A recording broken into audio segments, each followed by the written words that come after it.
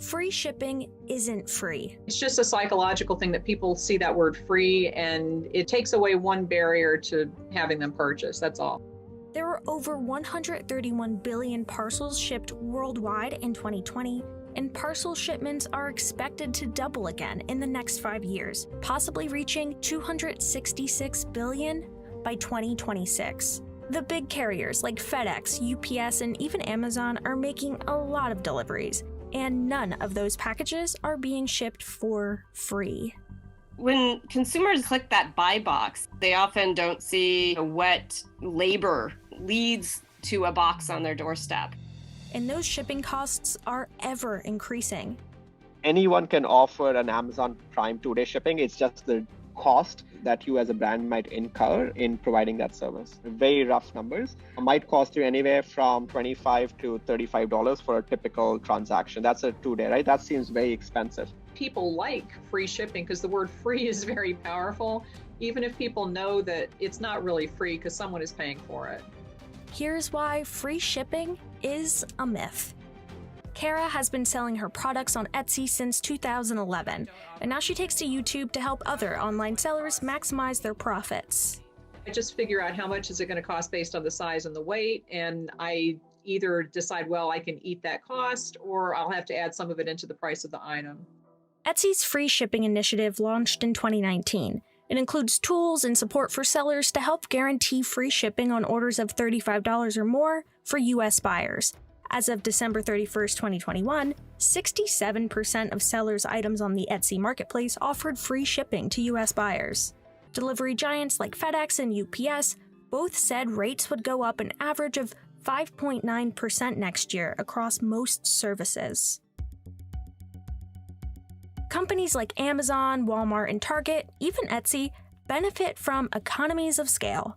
These big players are generating so many online sales, putting them at an advantage to achieve bulk discount rates. These rates are not publicly disclosed, and Amazon, FedEx, UPS, and USPS either declined to be interviewed or did not respond for comment. However, Kara helped us break down how some of these costs may compare. Here's an example of a lightweight 4-ounce package going cross-country. The retail rate, what you might pay at the post office, is $5.50. Kara says Etsy charges a commercial rate of $4.15 to sellers. In another example, a heavier 1-pound package shipping priority cross-country, shipping would cost Kara $11.60 at that retail rate. But buying the shipping label through Etsy brings that shipping rate down to $9.68.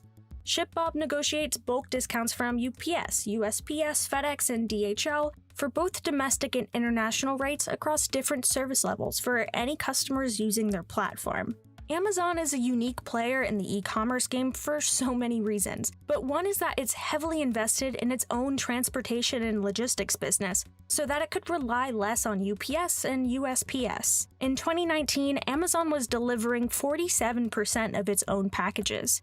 In 2021, that number soared to 72%. Amazon's other strategy to lower shipping costs is to place warehouses of inventory to lessen the distance a package has to ultimately travel. According to ShipBob, its clients have seen that distributing inventory across several fulfillment centers can reduce shipping costs by 25% and bring a 13% cost savings to their bottom line. Despite all this, shipping is super expensive for every player in the game, even Amazon, which still primarily outsources costly rural deliveries to USPS and outsources that expensive last-mile portion to small delivery contractors. What does this mean for small business? Well, it's harder to keep up. The cost of shipping goes beyond what is easily quantified. Hidden costs include exploitation of workers, lack of unions, small business closures, and the impact on the environment. For example, part of Amazon's strategy was to invest in the most expensive part of the shipping process, getting a package that last mile.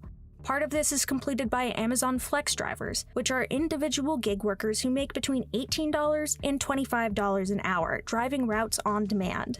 Then there's the drivers working for Amazon's delivery service partners, aka the DSPs, which are smaller independent companies that contract with Amazon. The DSP program started in 2018, with Amazon offering $10,000 to incentivize current Amazon employees, veterans, Black, Latinx, and Native American entrepreneurs to launch a DSP. There's now more than 2,000 DSPs in the US.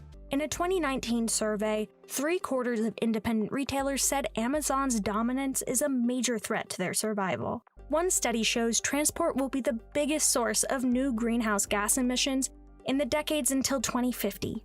In absolute terms, Amazon is the largest emitter of greenhouse gases, with total emissions measuring over 60 million metric tons of CO2 equivalents in 2020. Offering free shipping ultimately impacts the bottom line for all retailers, not just because of the cost to ship something, but because consumers are more likely to complete a purchase if offered that free shipping. According to ShipBob, offering free shipping has proven to be the most effective website banner from a conversion standpoint. Offering free 2-day shipping on domestic orders showed that brands have been able to increase average amount spent per transaction by 97% and even reduce cart abandonment by 18%. Many people today have low to moderate incomes, right? And even middle-class families are often sort of struggling to pay all the bills. I think many consumers are trying to cut costs in different ways. I think also people don't really stop to consider what the costs are.